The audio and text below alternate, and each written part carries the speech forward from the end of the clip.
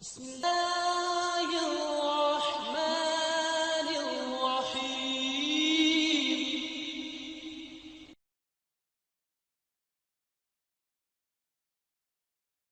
إن الحمد لله ونستعينه ونستغفره ونعوذ بالله من شرور أنفسنا ومن سيئات أعمالنا. من يهده الله فلا مضل له ومن يضلل فلا هادي له، وأشهد أن لا إله إلا الله وحده لا شريك له،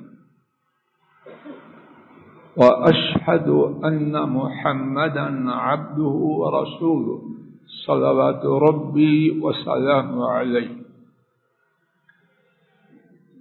أما بعد، فإن خير الحديث كتاب الله، وخير الهدي هدي محمد صلى الله عليه وسلم، وشر الأمور محدثاتها، وكل محدثة بدعة، وكل بدعة ضلالة، وكل ضلالة في النار. اللهم انفعنا بما علمتنا وعلمنا ما ينفعنا وزدنا علما. سبحانك لا علم لنا إلا ما علمتنا إنك أنت العليم الحكيم.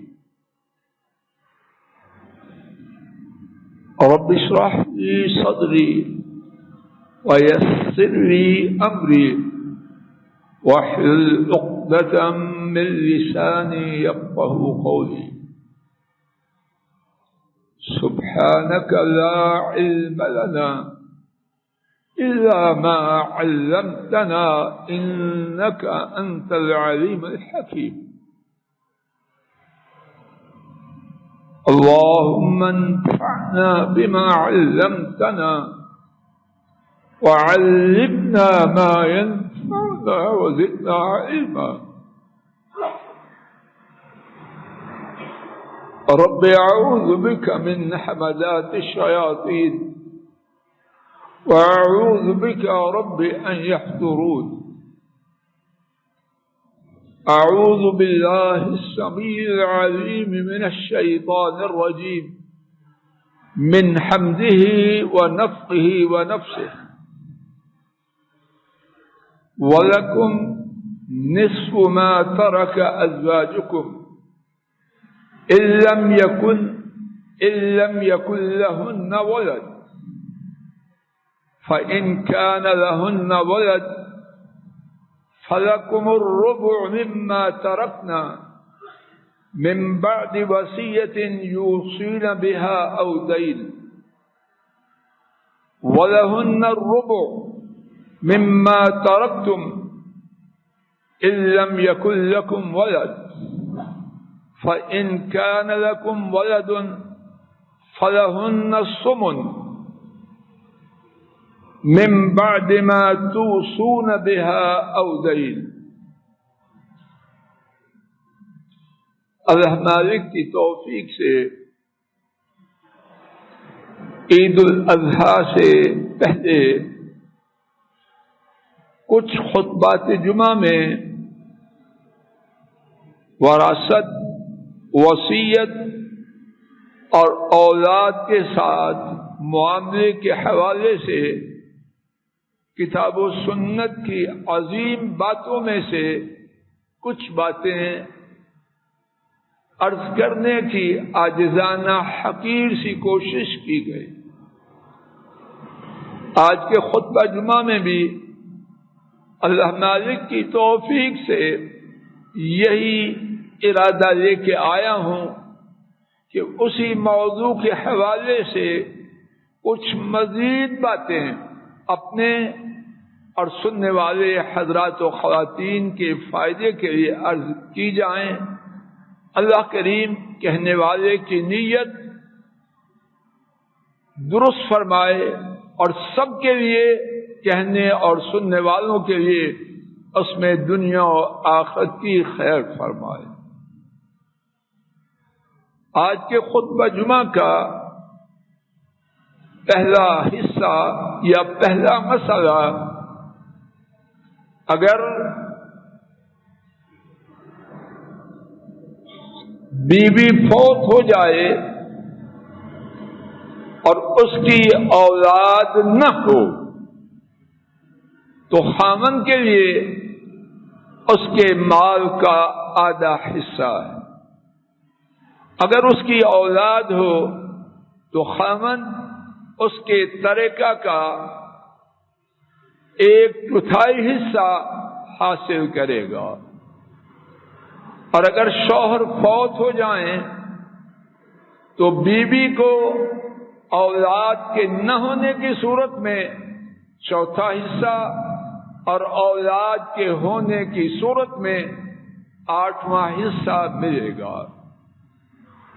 اس بارے میں سورہ النساء کی آیت شریفہ 12 کا کچھ حصہ ابتدا میں تلاوت کیا گیا، آئیے اس کا ترجمہ سن لیتے ہیں۔ اور تمہارے لیے ہی تمہاری بیویاں جو چھوڑیں اس کا آدھا ہے اگر ان کی اولاد نہ ہو، اور اگر ان کی اولاد ہو تو تمہارے لیے ان کے چھوڑے ہوئے مال و دولت کا 1/4 حصہ ہے، اس وصیت کے بعد جو وہ بیویاں کریں اور اس قرض کی ادائیگی کے بعد جو ان کے ذمہ ہو، اور انہی کے لیے جو تم چھوڑو اس کا 1/4 حصہ ہے اگر تمہارے لیے اولاد نہ ہو۔ سو اگر تمہارے لیے اولاد ہو تو انہی کے لیے تمہارے ترکہ کا 8واں حصہ ہے، اس وصیت کے بعد جو تم وصیت کرو اور اس قرض کی ادائیگی کے بعد جو تمہارے ذمہ ہو۔ رب العالمین کا انسانیت کی خیر، سعادت، بہبودی اس کے لیے یہ دائمی قانون ہے۔ اس قانون کے حوالے سے بعض لوگوں کے ہاں اور بعض معاشروں میں جو غلطیاں ہیں ان میں سے 2-4 کی اللہ کی توفیق سے اپنے اور سننے والوں کے فائدہ کے لیے ان کے حوالے سے بات کرنے کی کوشش کرتے ہیں۔ اس حوالے سے پہلی بات، کچھ لوگ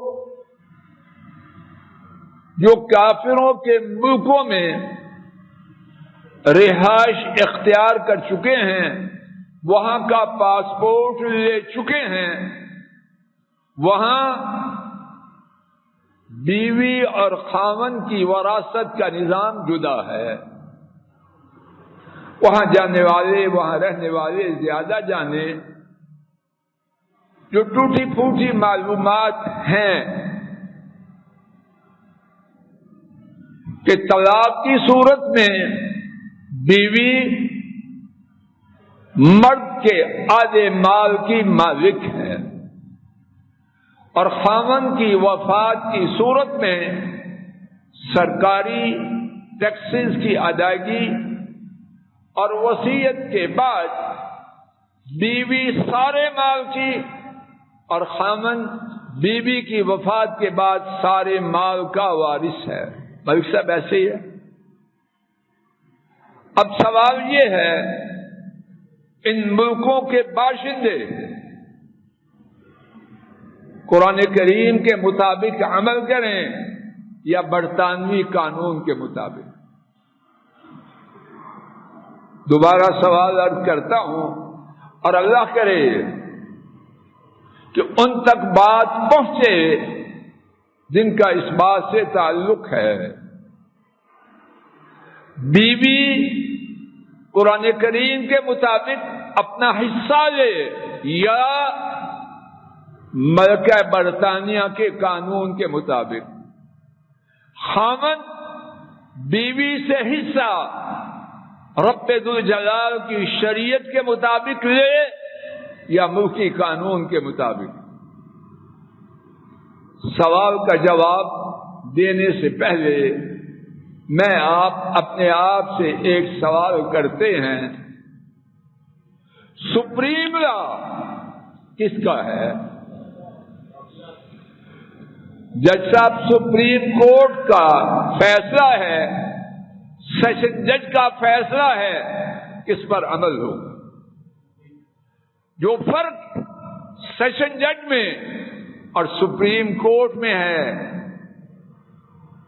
بدبختی ہے یا خوشبختی کہ ہم وہ فرق رب ذوالجلال میں اور مخلوق میں نہ مانیں؟ ساری کائنات کی سپریم کورٹ جمع ہو جائیں، اللہ کے مقابلے میں ان کی کیا حیثیت؟ سپریم کورٹ کے آرڈر کے بعد سیشن کورٹس، ہائی کورٹس، ان کے قوانین کل عدم ہو جائیں تو رب العالمین کی شریعت کے مقابلے میں کسی کی کیا حیثیت ہوگی؟ میں نہ مفتی ہوں نہ مفتی فتویٰ دینے کی پوزیشن میں، لیکن اپنی رائے عرض کیے دیتا ہوں اللہ کی توفیق سے۔ بڑے علماء سے دریافت کر لیا جائے، 100 دفعہ کسی ملک کی عدالت، چاہے وہ اسلامی ملک کی ہو یا کافروں کے ملک کی ہو، اگر کوئی وہ فیصلہ کرے اور وہ رب ذوالجلال کی شریعت کے خلاف ہو، اس فیصلہ کی اللہ کے ہاں کوئی حیثیت نہیں۔ اس فیصلہ کے مطابق مال لینے والا وہ جائز اور حلال مال نہیں لے رہا، وہ حرام کھا رہا۔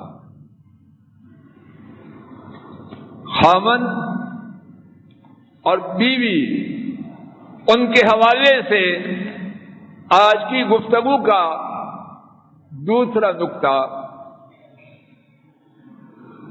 ایک شخص نے نکاح کیا اور اللہ سب کے نکاحوں کو بابرکت بنائے۔ رخصتی سے پہلے، میاں بیوی میں خلوت سے پہلے، دونوں میں سے ایک اللہ کریم کے حکم سے اللہ کے پاس چلا گیا۔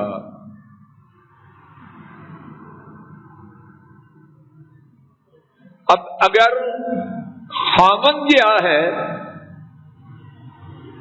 خاوند کے جانے کی 2 صورتیں ہیں۔ ایک صورت یہ ہے کہ اس نے حق مہر مقرر کیا، دوسری صورت یہ ہے کہ ابھی حق مہر کی رقم بھی مقرر نہ تھی۔ ان دونوں صورتوں میں کیا بیگم بیوی خاوند کی وارثہ ہوگی یا نہ ہوگی؟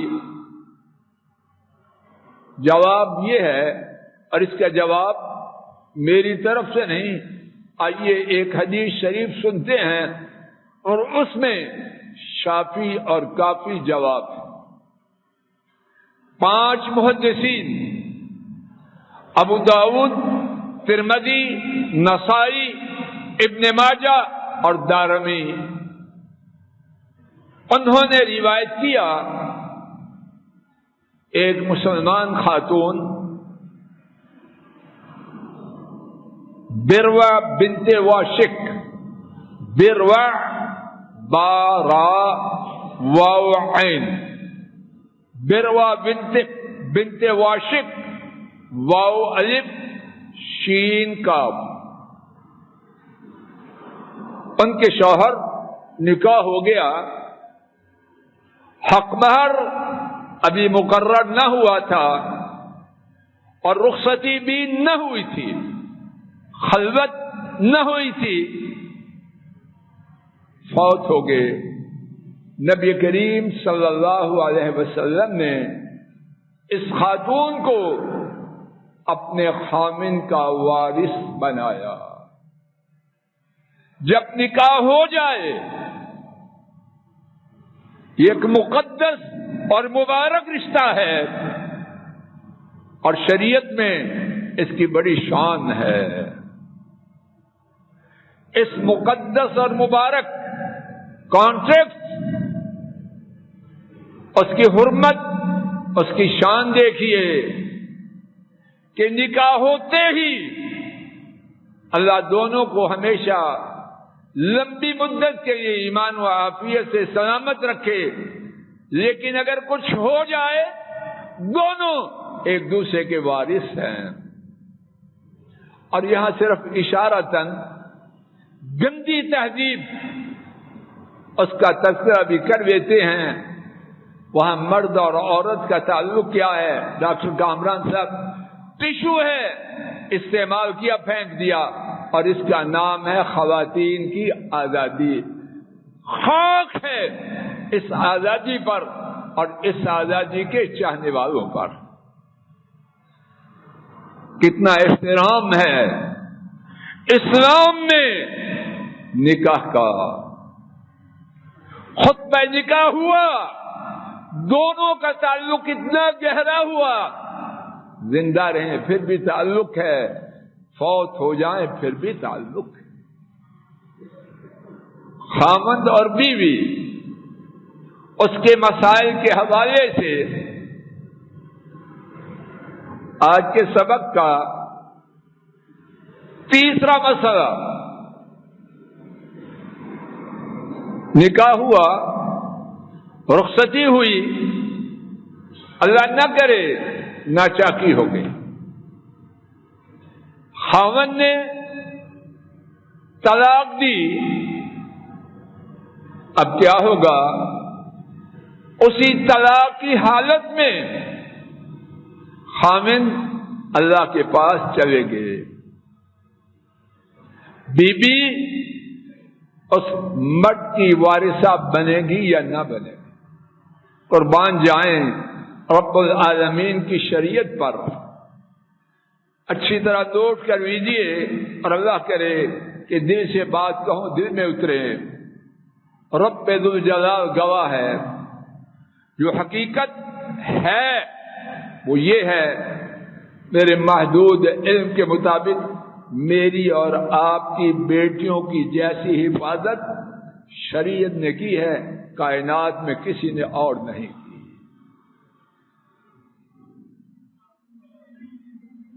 نکاح ہوا، رخصتی ہوئی، ناچاکی ہوئی، طلاق دے دی، لیکن طلاق ایسی کہ رجوع کا حق باقی تھا۔ جیسا اب بی بی اس کی وارثہ بنے گی یا نہ بنے گی؟ اللہ اکبر، قربان جائیں اپنے رب کی شریعت پر۔ نکاح اس کا اثر باقی ہے کہ نہیں؟ جواب دیجیے جیسا باقی ہے کہ خامن کو بیوی کو دوبارہ بسانے کا حق ہے۔ اللہ اکبر، قربان جائیں اپنے رب کے نظام پر۔ جب تک بابرکت چیز نکاح، اس کا اثر باقی ہے، بیوی اپنے خامن کی وارث۔ ناراضی ہے، غصہ ہے، لڑائی ہے، جھگڑا ہے، ٹھیک ہے، لیکن نکاح کی چھتری باقی ہے یا ٹوٹ چکی؟ جب تک خاوند بیوی کو واپس لانے کا حق رکھتا ہے، اس کے مرنے پر بیوی اس کی وارث۔ میاں اور بیوی کے مسائل کے حوالے سے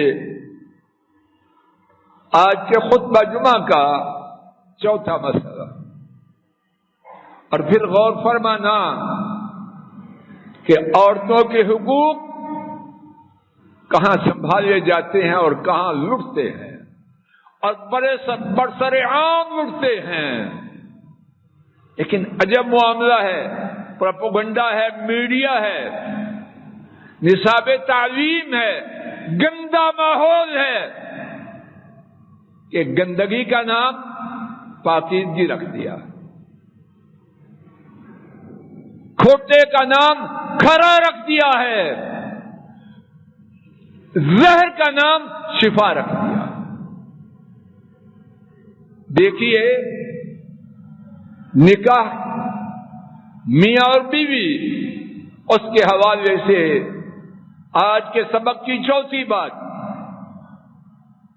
خاوند کسی وجہ سے بیوی سے نالا ہے، اس کو پسند نہیں کرتا، بیمار ہوا، موت نظر آ رہی ہے، ڈاکٹروں نے جواب دے دیا ہے، اب بیوی سے خفا ہے، کیا چاہتا ہے؟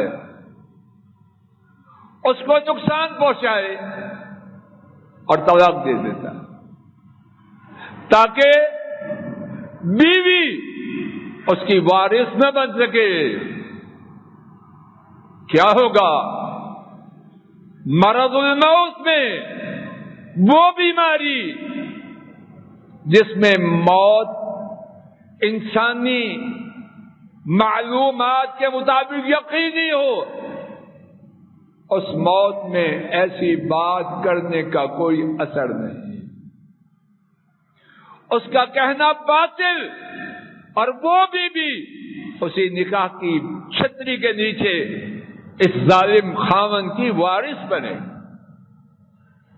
سیدنا عثمان رضی اللہ تعالی عنہ، ان کے عہد مبارک میں تماذر الکلبیہ، ان کے خامن نے مرض الموت میں ان کو فارغ کیا۔ سیدنا عثمان رضی اللہ تعالی عنہ نے اس خاتون کو اپنے خامن کا وارث بنایا۔ ایک اور پہلو، اور وہ خطبہ جمعہ کا دوسرا بنیادی مسئلہ، ماں باپ اولاد کی موجودگی میں مرنے والے بیٹے کے وارث ہوتے ہیں یا نہیں۔ آئیے اس بارے میں پہلے سورہ النساء اس کی آیت شریفہ 10 سنتے ہیں۔ وَلِأَبَوَيْهِ لِكُلِّ وَاحِدٍ مِّنْهُمَا السُّدُسُ مِمَّا تَرَكَ إِن كَانَ لَهُ وَلَدٌ، اگر مرنے والے کی اولاد ہو تو والدین میں سے ہر ایک کا چھٹا حصہ۔ فَإِن لَّمْ يَكُن لَّهُ وَلَدٌ وَوَرِثَ أَبَوَاهُ فَلِأُمِّهِ الثُّلُثُ، اگر مرنے والے کی اولاد نہیں اور اس کے وارث ماں باپ ہیں تو ماں کے لیے 1/3 اور باقی انڈرسٹوڈ محجوب 2/3 باپ کے لیے۔ فَإِن كَانَ لَهُ إِخْوَةٌ فَلِأُمِّهِ السُّدُسُ، اگر میت کے بھائی ہیں 2 یا 2 سے زیادہ تو ماں کا حصہ 1/3 نہیں، چھٹا ہے، اور بقیہ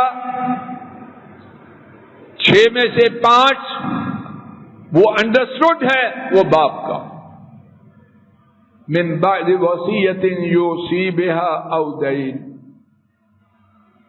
اور یہ تقسیم ہوگی وصیت کے بعد جو وہ کرے اور قرض کے بعد، اور اس کے بعد فرمایا آباؤکم وابناؤکم لا تدرون ایہم اقرب لکم نفعا، تمہارے آبا، تمہارے بیٹے، تمہیں کچھ پتہ نہیں ان میں سے تمہارے لیے زیادہ نفع والے کون ہیں۔